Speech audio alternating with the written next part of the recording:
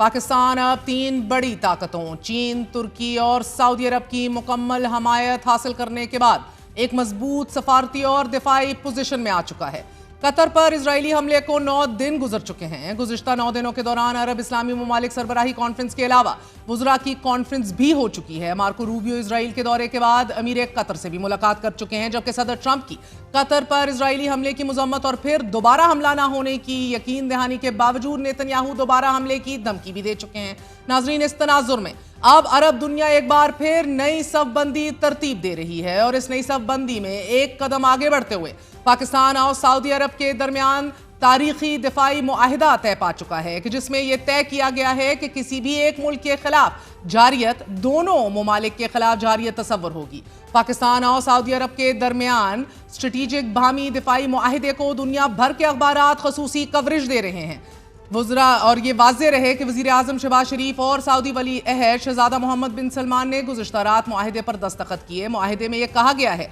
कि किसी भी एक मुल्क के खिलाफ किसी भी जारियत को दोनों ममालिक के खिलाफ जारियत तस्वर किया जाएगा। मुआहिदे के तहत पाकिस्तान सऊदी अरब के साथ मिलकर हरमैन शरीफैन का तहफ़्फ़ुज़ करेगा। मुआहिदे के तहत मुश्तरका दिफा की सूरत में दोनों ममालिक किसी भी खतरे को मिलकर देखेंगे, जबकि एक मुल्क की ताकत को दूसरे मुल्क के लिए इस्तेमाल किया जाएगा। रियाज में यह मुआहिदा उस पस मंजर में आया है कि जब खलीजी ममालिक और पाकिस्तान खित्ते में बढ़ती हुई कशीदगी, इजरायली कतर तनाज़े और अमरीका के साथ दिफाई ताल्लुकात के हवाले से मुतबादिल तलाश कर रहे हैं। सऊदी वज़ीर दिफा शहज़ादा खालिद बिन सलमान भी लिख चुके हैं कि सऊदिया और पाकिस्तान जा रहे यानी कि एग्रेसर के मुकाबिल एक ही सफ में हमेशा और अबद तक। शहज़ादा खालिद बिन सलमान ने इस जुमले को उर्दू, अंग्रेजी और अरबी में अलग अलग भी शेयर किया है। पाकिस्तान और सऊदी अरब के दरमियान बढ़ते ताल्लुकात और दिफाई मुआहिदे पर भारतीय वज़ारत ख़ारजा ने अपने बयान में कहा है कि हम इस अहम पेश रफ्त के अपने कौमी सलामती के साथ साथ इलाकाई और आलमी इस्तेहकाम को मद्देनजर रखते हुए इसके मुमकिन असरात पर तवज्जो मरकूज किए हुए हैं और इस पर काम जारी रहेगा। भारतीय सरकार पाकिस्तान और सऊदी अरब के दरमियान दिफाई मुआहिदे पर गौर कर रही है, जबकि भारतीय मीडिया पाकिस्तान के खिलाफ जहर उगल रहा है। इसी तरह इंडियन मीडिया में मोदी की नाकाम डिप्लोमेसी और सफारतकारी के एक बार फिर चर्चे जोर पर हैं। हर कोई ये बात कर रहा है कि मोदी के जो हर किसी को गले लगाने पर होता है, इसकी सफारतकारी नाकाम हो चुकी है। भारतीय मीडिया के कुछ फ्रैक्शंस पाकिस्तान और सऊदी अरब के दरमियान दिफाई मुआहिदे को गेम चेंजर भी करार दे रहे हैं। भारत में ये रद्द अमल फितरी है क्योंकि मौजूदा भारतीय वज़ीर आज़म नरेंद्र मोदी सऊदी अरब का अब तक गुज़िश्ता 11 सालों में 3 बार दौरा कर चुके हैं और सऊदी अरब गुज़िश्ता कई सालों से भारत को तेल का तीसरा बड़ा सप्लायर रहा है। भारत सऊदी अरब का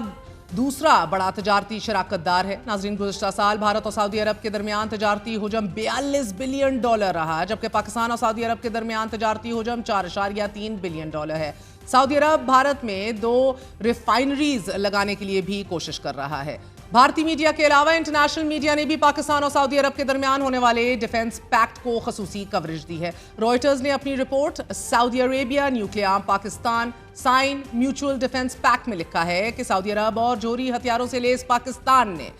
दिहाइयों पर मुहित सिक्योरिटी शराकतदारी को आगे बढ़ाते हुए बुध के रोज एक बाहमी दिफाई मुआहिदे पर दस्तखत किए हैं और यह मुआहिदा ऐसे वक्त हुआ है कि जब कतर पर इजरायली हमले ने पूरे खित्ते के डिप्लोमेटिक कैलकुलस को तब्दील कर दिया है। दोनों ममालिक के दरमियान दिफाई ताल्लुकात में इन्हांसमेंट ऐसे वक्त में सामने आई है कि जब खलीजी अरब रियासतें जो कि अपनी सलामती के ज़ामिन के लिए अमरीका पर भरोसा करते थे, मगर अब इस सोच में तेजी से तब्दीली आ रही है। अल जजीरा ने पाकिस्तान और सऊदी अरब के दरमियान दिफाई मुआहिदे को वाटरशेड मोमेंट करार दिया है और ये लिखा है कि कैसे ये मुआहिदा खित्ते की जियो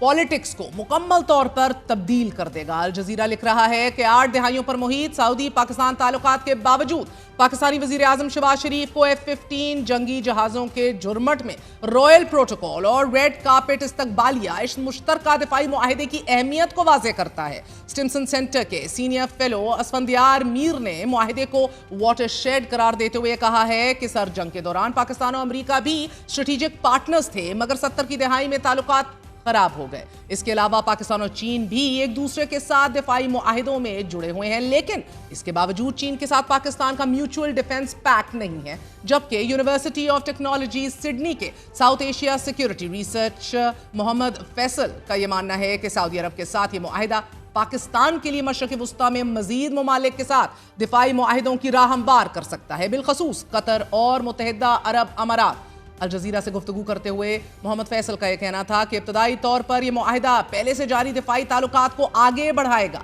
مگر ساتھ ہی نئے مواقع بھی پیدا کرے گا کہ جن میں مشترکہ ٹریننگ، دفاعی پریکٹسز اور پاکستانی افواج کے مزید دستوں کی سعودی عرب میں تعیناتی شامل ہو سکتی ہے۔ اسرائیلی اخبار ٹائمز آف اسرائیل نے اپنی رپورٹ میں لکھا ہے کہ یہ معاہدہ قطر پر اسرائیل حملے کے بعد عرب ممالک میں پیدا ہونے والی بے چینی کو واضح کرتا ہے، جو امریکہ پر اپنی سیکیورٹی کے لیے بھروسہ کرتے ہیں۔ ناظرین، ایسوسی ایٹڈ پریس نے معاہدے کو ایران کے جوہری پروگرام کے تناظر میں اہم قرار دیتے ہوئے لکھا ہے کہ سعودی عرب کافی عرصے سے کوشش کر رہا ہے کہ اسے جوہری پروگرام شروع کرنے میں مدد کی جائے۔ بالخصوص ولی عہد شہزادہ محمد بن سلمان سمجھتے ہیں کہ اگر ایران کو جوہری پروگرام کا حق ہے تو پھر یہ حق سعودی عرب کو بھی ہے۔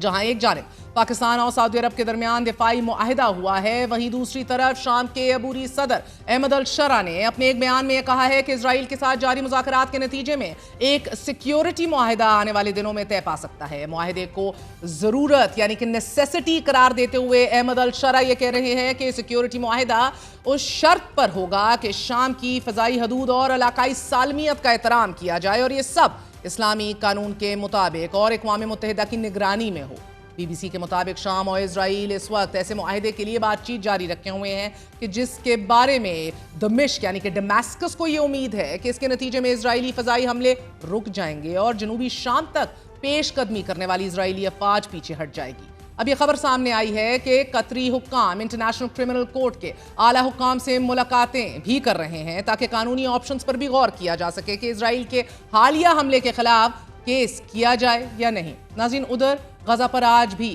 اسرائیلی فوجوں کی بمباری جاری ہے۔ کم از کم 40,000 فلسطینیات صبح سے غزہ شہر سے نقل مکانی کر چکے ہیں، جبکہ صبح سے شہید ہونے والوں کی تعداد 40 سے زائد ہو چکی ہے۔ جس وقت یہ قتل عام ہو رہا ہے تو امریکی صدر ڈونلڈ ٹرمپ برطانیہ میں موجود ہیں اور برطانیہ کے فلسطینی ریاست کو تسلیم کرنے کے فیصلے کی مخالفت کر رہے ہیں۔ اب سے کچھ دیر قبل صدر ٹرمپ نے برطانوی وزیر اعظم کے ساتھ مشترکہ پریس کانفرنس کی ہے کہ جس میں فرما رہے ہیں ڈونلڈ ٹرمپ کے برطانیہ کے ساتھ تجارتی معاہدہ ہوا ہے، دورہ شاندار رہا ہے، دونوں ملک کے تعلقات مضبوط ہیں، مگر فلسطین کو ریاست تسلیم کرنے پر برطانوی وزیر اعظم سے متفق نہیں ہوں، کیونکہ فلسطین کو ریاست تسلیم کرنے کے معاملے کو امن منصوبے کے تناظر میں دیکھنا چاہیے، جبکہ برطانوی وزیر اعظم نے یہ کہا ہے کہ غزہ پر بات چیت ہوئی ہے اور غزہ میں جاری جنگ فوری ختم ہونی چاہیے، یرغمالیوں کی رہائی بھی ہونی چاہیے۔ سب سے پہلے بات کریں گے ہمارے ساتھ سابق وفاقی وزیر بین الاقوامی امور اور دفاع اور مرکزی نائب صدر مسلم لیگ نون خرم دستگیر صاحب موجود ہیں۔ خرم صاحب، بہت بہت شکریہ ساتھ دینے کا۔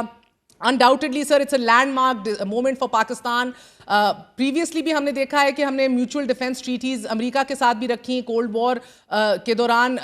70 کی دہائی میں they collapsed, but even with China sir ہم دیکھتے ہیں کہ ایکسٹینسو ڈیفنس کوآپریشن ہے مگر کوئی فارمل میوچول ڈیفنس پیکٹ نہیں ہے ہمارا، مگر انٹر